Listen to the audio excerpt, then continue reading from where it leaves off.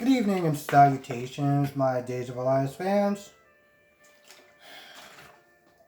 You know, I don't think that I'm ever actually going to like Ben and Ciara. Um, who knows? Things can change over time, but I just don't really see myself liking them. They're just insufferable. It's just a constant PDA, and it's just too much. But after they finish after Ben was at his sister's grave, and after they finished having dinner with Bella and Sean.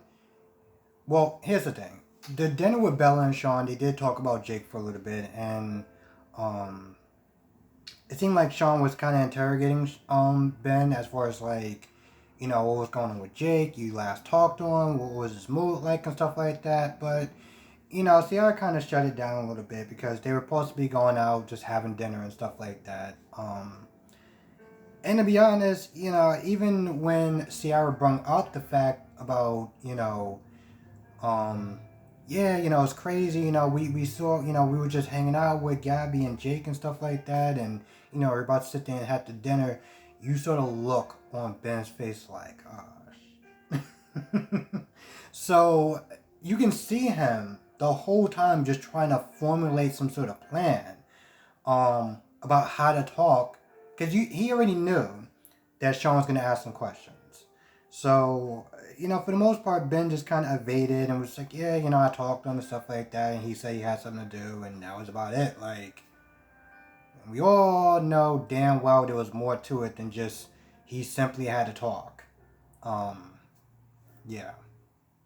But they do tell Sean and Bella that they are planning on, they're working on having a baby. And when they leave, Ciara talks about how she's not really hungry and, she's been kind of off. Um, you know, as far as, well, you know what I mean. So she goes in the bathroom to take a home pregnancy test and she comes back and she says she's pregnant. So, that's cool. I just, whenever I talk about them, I try not to be a negative Nancy, but I can't sit there and like, oh yeah, they're having a baby, it's so great, it's like, yay. It's like I'm sitting there the whole time, like, yay. You're having a baby and you're hugging and kissing. That's just so amazing. Yep. Now, a couple of things that did happen that was kind of interesting was towards the beginning and towards the end with Bella and Sean, Bella was like, Marlena's been acting a little off. She's been dressed, she's dressed like the devil. She okayed Johnny's script. And then even towards, dinner when, she found that Marlena was like super invested into Ciara and having a baby and stuff, she was sitting there telling Sean like, yo, that's not usually how she does things. She doesn't usually, tell people to do stuff, and she's never this invested. So like something's kind of off, and I can't wait for everyone else to find out that like other people to notice that she's kind of off. What we got? Now after Johnny's finished, the Ouija board game. Well, I'm not even gonna call it a game. Let me correct myself when I say that. After he had the whole Ouija thing with Allie, she's freaking out, but she doesn't want to admit that she's freaking out. So Allie does what she usually does, is just act like a damn child. No, it's stupid, it's fake, it's this, it's that. It's like, I don't know what men actually see in you. I get you're kind of cute, but like, the minute you start talking, it's just so goes downhill. Anyway, Johnny was like, listen, I'm gonna go to the crypt and I'm gonna see if the Ouija board's telling the truth. So he leaves. And I'm sitting there thinking, okay, I know that Allie has a date with Trip. I'm like, so you just gonna let your brother go to a crypt by himself at like what time of night? You cool with that? You're not even gonna sit there and try to persuade him to no? Wow. That's his sister. So he goes there. Now, but that's Marlena is choking life out of John, which is taking a hell of a long time for him to, pass out and die. Um, when Johnny's assistant tries to get into the crypt, he's opening the door. Well, he's trying to open the door, and but that's Marlene's like, oh, damn it, I got to sit and deal with this. I'll be back for you. Goes out there, starts talking to Johnny. Now Johnny's like, why are you dressed like this? What's going on? Like, you know, and you can, Johnny noticed that there's something off with Marlena between the way that she's dressed, the way that she's acting. And there's one point where Johnny hears a noise, and that's John trying to escape, and he's like, "Yo, what's going on?" First of all, he tries to go in there. He's like, "All right, I'm just gonna go and check and see what's going on." And Marlena grabs him by the hand and damn near breaks his wrist. He's like, "Ow!" Um, Now she's all like, "Oh, well, there's a rat in there, and this, that, and third. You don't want to go in there, and blah blah blah." Now, the reason why these scenes are always so interesting is because you got a scene where the bad guy doesn't want this person to get or to find out what's going on. So you have this it's a bit of tension. And the audience are just like, oh man, I hope that he doesn't get knocked out or he gets killed or captured or anything like that. So a lot of times we're on pins and needles when it comes to scenes like this. And which is one of the reasons why I can appreciate this. But she talks about the script and how she loves it and how it needs to be told and about the supernatural and stuff like that. And Johnny makes a remark by Allie, like, oh well, she doesn't believe in this stuff, and she was into saying the Ouija board was fake and she doesn't believe in supernatural and stuff like that. And towards the end, Johnny leaves. He's like, all right, I'm just gonna head on out. Possess Marlena, because I am so not saying that. Possess Marlena is like, she still doesn't believe in the supernatural, even given what happened with her grandmother. All right, that's cool. I'm gonna make her a believer, and she goes to Charlie Dale's grave, and she picture Thriller, okay, picture Thriller. And she's like, rise, and you literally see a hand come from the ground, and I'm like, alright. Honestly, tell you the truth, if you didn't have the Tony and if you didn't have the Tony and Anna scenes, you would almost forget that in some ways it was still a soap opera. Now, of course, for me, I can appreciate that stuff because I'm a horror fan. Okay, I've been watching horror movies for a very long time. I've been watching horror movies since the age that I probably shouldn't have been watching that or any of the other stuff that I watch. So for me, I can appreciate the stuff. For the soap opera fans, I don't know if you can necessarily, let's say if you go there for romance and love and you are practically seeing Thriller and people being possessed, and I just don't know. There's one funny part where possessed Marlena has to stop choking him because apparently she's not really good at it. But then she like backhand Johnny. I mean, she backhand John, and I just laugh. I'm like, this is hilarious. I get why people don't want to watch this portion of the storyline, and I'm not gonna lie, some people.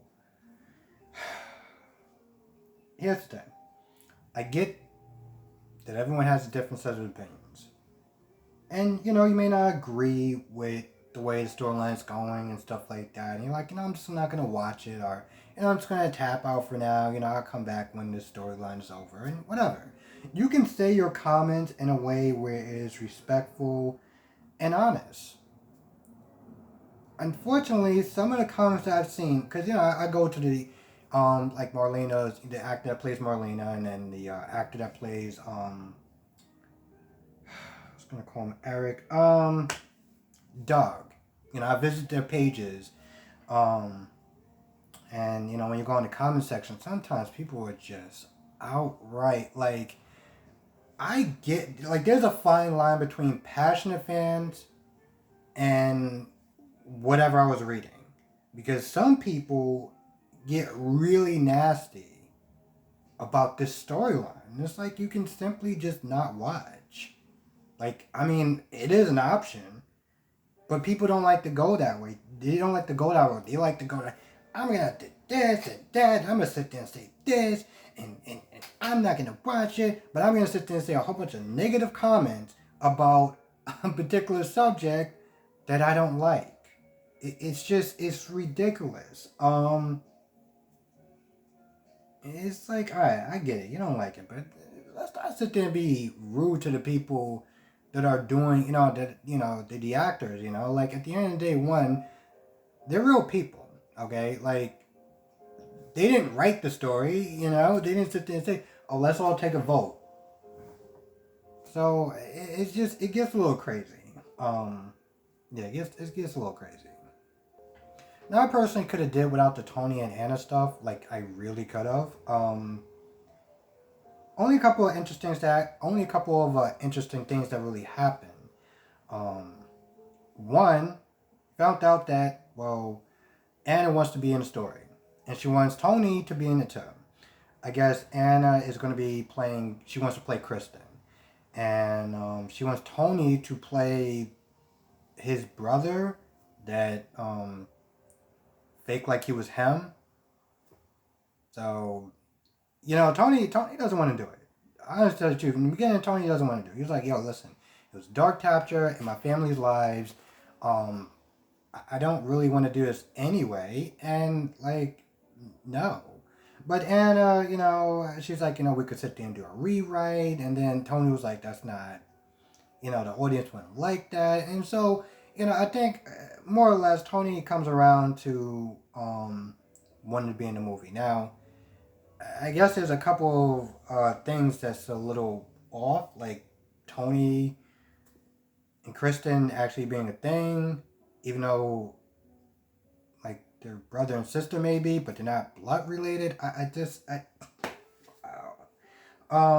the only other thing that was actually really cool that I did like is seeing um like flashback clips of them, like really old clips of them, and I'm just like, my goodness, like I always really appreciate the actors that have been on a show, like the actors that's been on soap operas for years, and seeing like a young Tony and a young Anna was just like, I don't know, it was amazing. I like I said, I really admire their dedication, um, to sticking, and granted, they've done other things and they've been other projects or whatever, but, the fact that they still are like, yep, I've been there for like 40 years, like Ape has been, my goodness, that mustache. You're not going to always appreciate like the veteran actors who've been on the show for so long, because, you got actors that will sit there and be in a role for like, a month or whatever. Like, I mean, think about the actors, the actress that plays Chanel. She wasn't even on there that long before it was like, hey, listen, I'm gonna be in a new yada yada yada, so like I'm out. And it's like, damn. Like not even a year or like 2 years, you just bounce. And granted, I don't, a lot of ways I can't sit there and blame her for not wanting to, it's another opportunity, another great opportunity that you want to sit there and be in, and you're gonna be a star, whatever. Like I get it, and so on that note, and that's amazing. Um, but again, it's just one of those things. It was like, all right, you've been on there for like a hot minute, and you're already gone. And I'm gonna probably just veer off for a minute, but I was watching the Stone Cold and Jackal podcast or whatever, and you had the actress that played Sonny's sister. And one of the things that I guess the Jack or whatever his name is, because I can't remember sometimes their real life names, but he was like, you would think that, being on a show and just, having a recurring character, a character who has a lot of fan base and who, what I'm saying, like, basically Smith is saying, like, once you're on the show like that, you don't just leave. Like, that's damn near guaranteed money. That's success, and that's, you know, nearly guaranteed employment status. Like, you just don't leave. And when you said it to her, she was talking about, somebody was talking about being a gypsy when they're an actor or whatever, or an actress. And I guess I kind of looked at it like, in some sort of way, it was kind of like an offhanded remark, like, you had it really good when you were on the show. And you chose to leave. And ever since then, I, gonna be honest, I don't really know what you've been doing or you've been up to. Like, you haven't really done anything as big as when you were on the show. So again, some people could sit there and say it's the coward's way out, but like, you're making money, you doing what you got to do, and you're on a show that people love you love your job, and you've been doing this for X amount of years. So again, I always have to sit there and respect the veteran actors and actresses that will play a role for so long. It's like, for me, it's just pretty amazing. I'm not gonna lie, I think that's pretty much about it. I felt like I did more of a rant towards the end of this review than actually talk about the show. But I think I kind of covered the majority of the episode. And with that being said, I'm going to go. I want to thank you for watching. Be safe. I hope everyone has a great and amazing weekend. Let me know your thoughts on the comment section below. And I will see you in the next video.